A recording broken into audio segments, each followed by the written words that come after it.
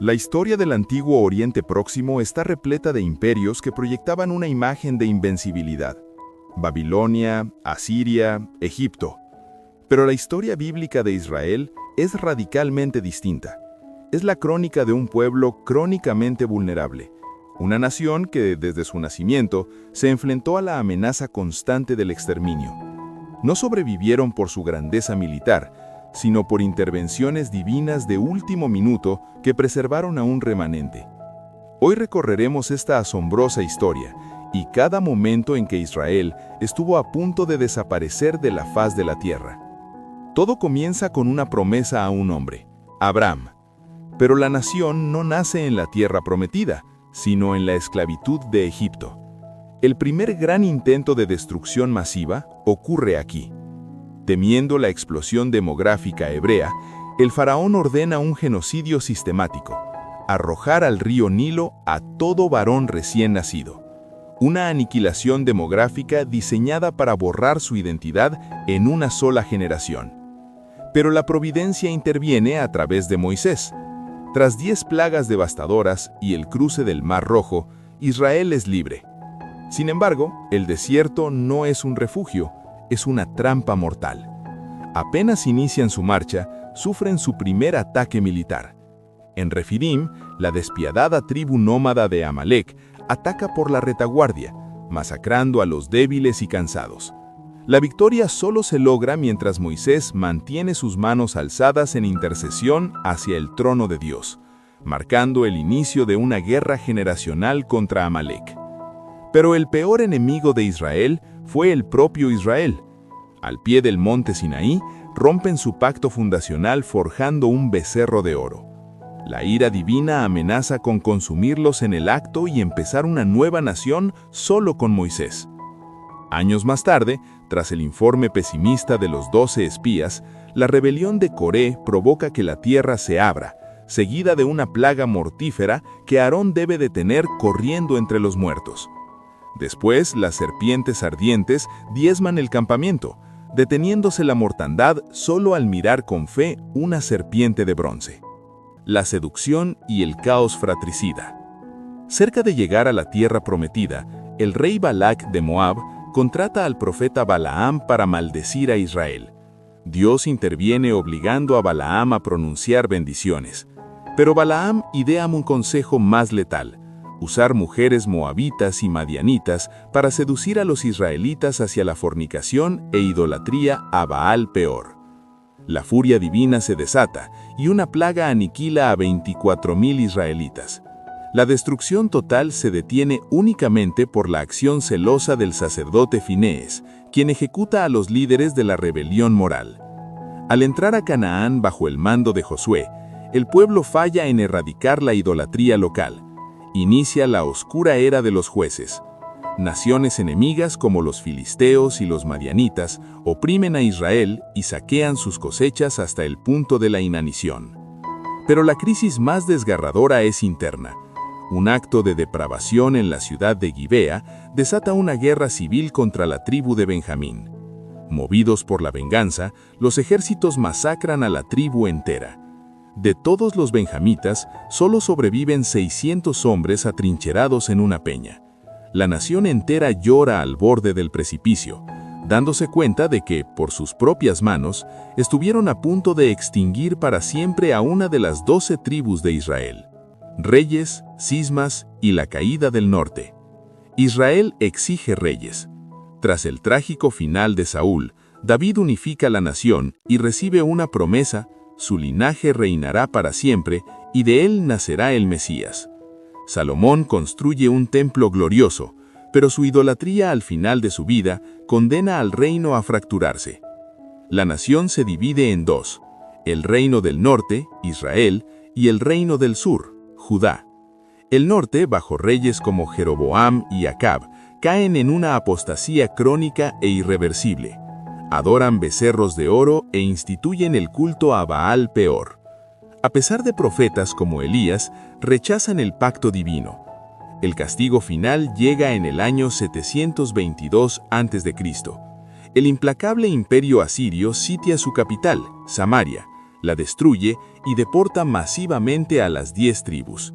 El reino del norte es aniquilado y borrado de la historia. El reino de Judá, en el sur, resiste, pero enfrenta amenazas existenciales estremecedoras. La más peligrosa no vino de afuera, sino de la propia familia real. A mediados del siglo IX a.C., la reina Atalía, hija de la perversa Jezabel, toma el poder tras la muerte de su hijo. Para asegurar el trono, ordena la matanza sistemática de absolutamente toda la descendencia real de David. Si Atalía triunfaba, la línea de David se extinguía y la promesa mesiánica fracasaría. Pero una valiente mujer, la princesa Josaba, logra rescatar a un bebé de apenas 1 año entre los cadáveres, el niño Joas. Lo esconden en secreto en el templo durante 6 largos años. El destino eterno y la promesa de salvación de Dios pendieron de la frágil vida de este único niño escondido en un cuarto del templo. Al 7º año, una rebelión sacerdotal derroca a Atalía y corona a Joas, preservando el linaje de David.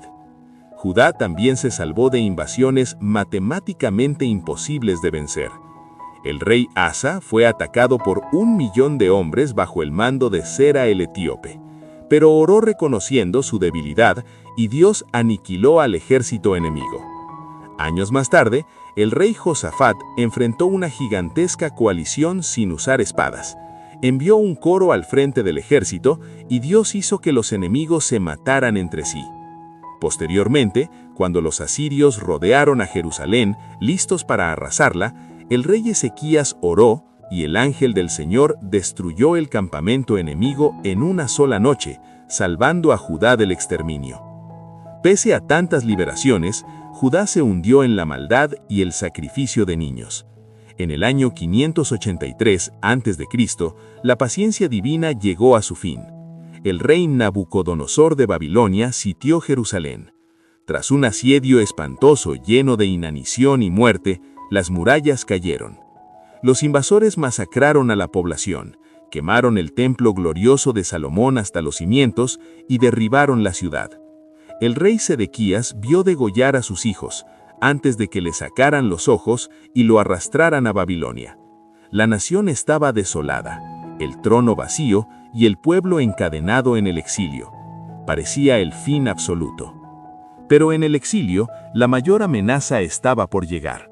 En el vasto imperio persa, un visir llamado Amán concibió el plan de aniquilación más estructurado de la historia antigua. Motivado por un odio ancestral, Amán convenció al rey Asuero de firmar un edicto irrevocable.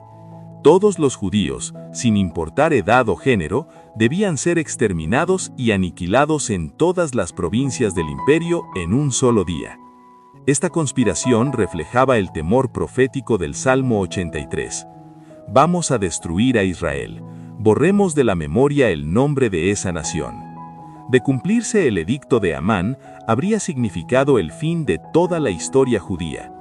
Pero en las sombras, la providencia operaba. La reina Esther arriesgó su vida presentándose ante el rey sin ser llamada, exponiendo la trama de Amán. Amán fue ahorcado, y un nuevo edicto permitió a los judíos defenderse, logrando una victoria asombrosa y transformando su aniquilación segura en la festividad de Purim. Retorno y reconstrucción en la adversidad. Tras 70 años, se emitió el decreto para volver. Pequeños remanentes regresaron para levantar su nación de las cenizas. Pero no hubo paz. Esdras lideró reformas espirituales dolorosas. Nehemías regresó para reconstruir las murallas, enfrentando la burla, la conspiración y la amenaza inminente de un asalto militar por parte de Sanbalat, Tobías y Gesem el árabe. Tan real era la amenaza de ser destruidos en plena obra, que Nehemías ordenó a su pueblo trabajar con una herramienta en una mano y una espada en la otra. Contra todo pronóstico, terminaron el muro en 52 días. Si observamos esta asombrosa línea de tiempo, vemos una verdad innegable. Desde el faraón hasta Amalek, pasando por los juicios del desierto, los reyes apóstatas, la reina usurpadora Atalía, los asedios babilónicos y el complot genocida de Amán en Persia, Israel estuvo matemáticamente sentenciado a desaparecer una docena de veces.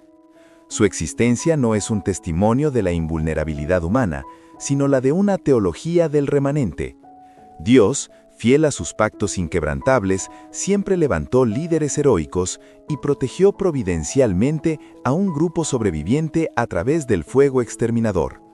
El propósito divino aseguraba que, sin importar cuán cerca estuviera la aniquilación, el hilo de vida continuaría hasta cumplir su misión final en la historia de la humanidad.